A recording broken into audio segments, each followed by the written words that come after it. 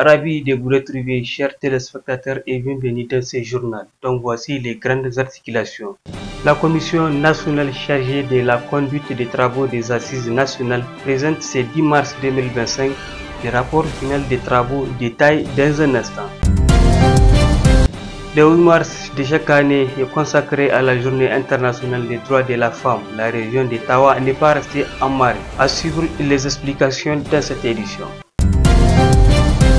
Une fois de plus, bienvenue. Ce 10 mars 2025, la Commission nationale chargée de la conduite des travaux des Assises nationales a présenté officiellement à la présidence de la République le rapport final des travaux des Assises au président du Conseil national pour la sauvegarde de la patrie, le général de brigade Abdurrahman Chani. Écoutons. Excellence, Monsieur le Président du Conseil national pour la sauvegarde de la patrie, chef de l'État, conformément à votre vision et à vos orientations, les Assises nationales se sont tenues à Niamey du 15 au 20 février 2025.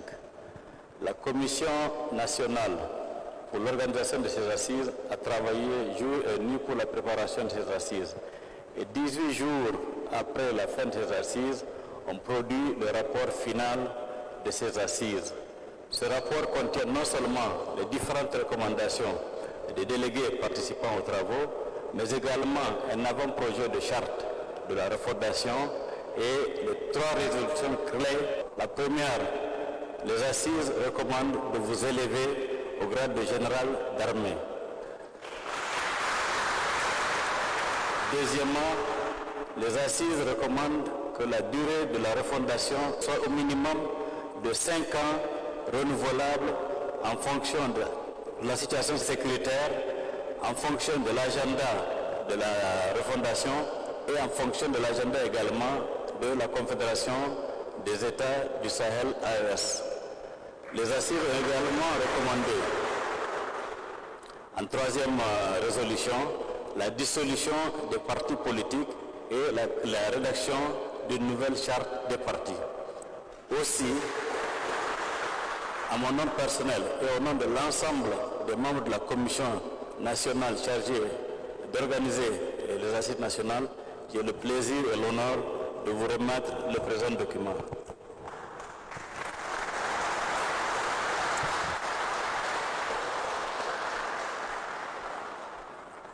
Merci. Merci. Merci.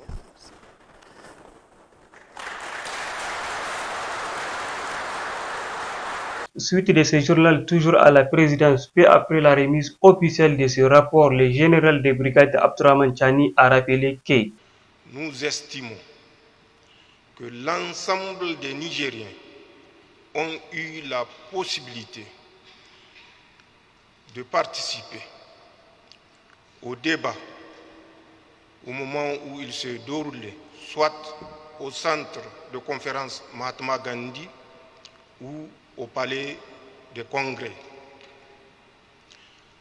Nous avons clôturé les assises le 20 du mois de février 2025 au centre Mahatma Gandhi.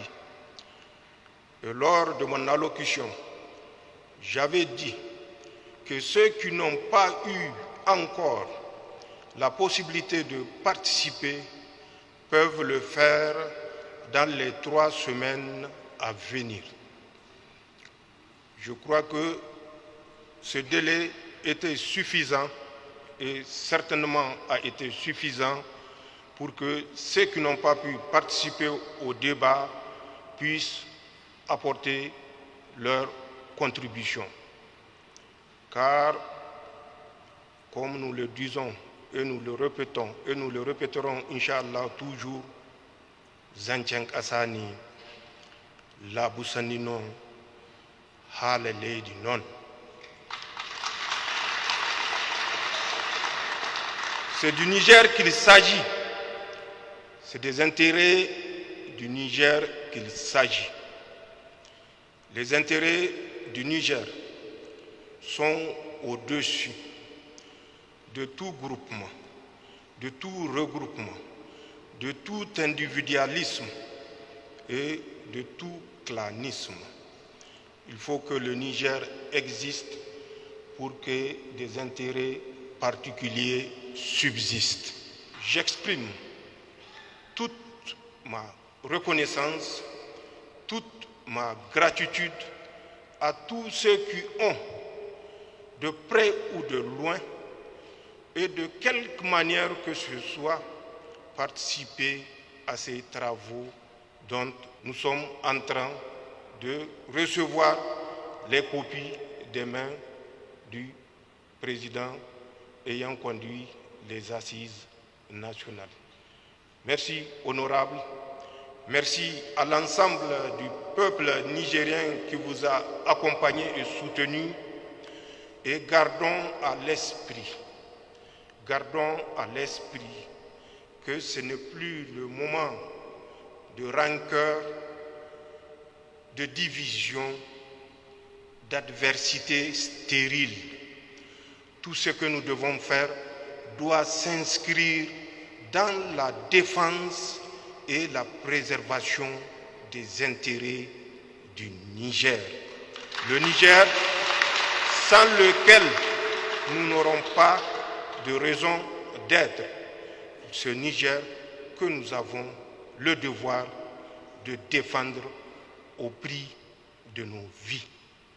La journée internationale des droits de la femme a été célébrée le 8 mars dernier à Tawa. C'est le gouverneur de la région de Tawa, colonel-major Omar Tawaye, qui a présidé cette journée. Écoutons son intervention suivie de celle du directeur régional de la promotion de la femme et de protection de l'enfant. Chers participants, pour cette édition, la journée internationale de la femme a retenu comme thème national pour toutes les femmes et les filles, égalité, droit, autonomisation dans la refondation.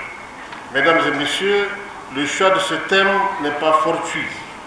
Il répond donc aux soucis du moment des autorités de notre pays de créer à la base des conditions pour insuffler le dynamisme devant permettre aux femmes nigériennes d'être autonomes sur le plan socio-économique et de participer activement à la refondation de notre pays. C'est un thème qui est très intéressant parce que pour la refondation de notre pays, nous avons besoin de toutes les femmes, de toutes les filles et de tous les fils de ce pays.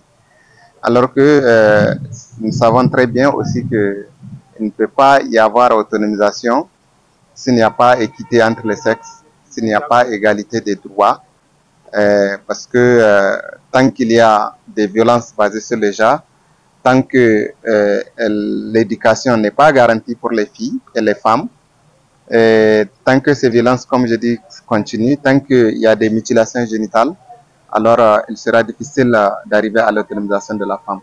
Pour clore ce journal, lors de son passage sur la télé nationale le 22 février dernier, la ministre de l'Action humanitaire et de la gestion des catastrophes, Mme Aïssa Lawa Wandrama, a rappelé quelques réalisations de son ministère au courant des 18 mois écoulés. Suivons plutôt. Dans le cadre de la réponse humanitaire, on est tous d'accord que nos populations ne sont plus considérées comme des personnes assistées. Oui.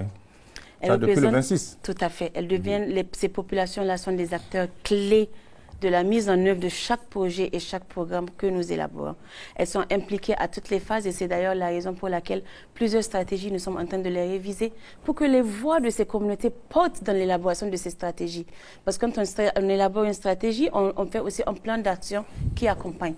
Donc, du côté de l'implication des communautés, dans le cadre de mon département ministériel, la pleine participation de ces communautés se matérialise à travers, concrètement, ce que nous avons fait les 19 mois passés, à travers la redynamisation des structures communautaires, à travers la mise en place et l'animation et suivi des comités de gestion des personnes déplacées internes, parce que sur les sites des personnes déplacées internes, nous avons mis en place des comités de gestion de plaintes pour que les plaintes remontent à notre niveau, pour mieux adresser ces plaintes. Nous avons aussi redynamisé les structures communautaires, nous avons animé le suivi de ces comités, comme je l'ai dit. Nous avons formé 30 observatoires de suivi de la vulnérabilité qui sont des structures à base communautaire. Nous avons aussi renforcé les capacités sur la réponse aux crises des personnes à travers les 120 structures communautaires d'alerte précoce et de réponse. Et comme je l'ai dit, il faut prévenir les catastrophes. Il faut faire des actions anticipatoires et informer la communauté. Et aussi, nous les avons dotés de smartphones pour faciliter la remontée d'informations. Donc, ces 120 structures sont dotées de smartphones. Nous avons aussi formé 600 femmes leaders sur la prévention et la gestion des crises et catastrophes. Avant et pendant la période des inondations, nous avons formé 13 000 jeunes. Nous avons formé 13 000 jeunes sur la prévention et la gestion des risques de catastrophes pour mener des actions partout au Niger. Voilà, mesdames et messieurs, c'est ici que s'achève ce journal à demain. D'ici là, restez en compagnie de nos scopes et dépêches pour la suite de l'actualité.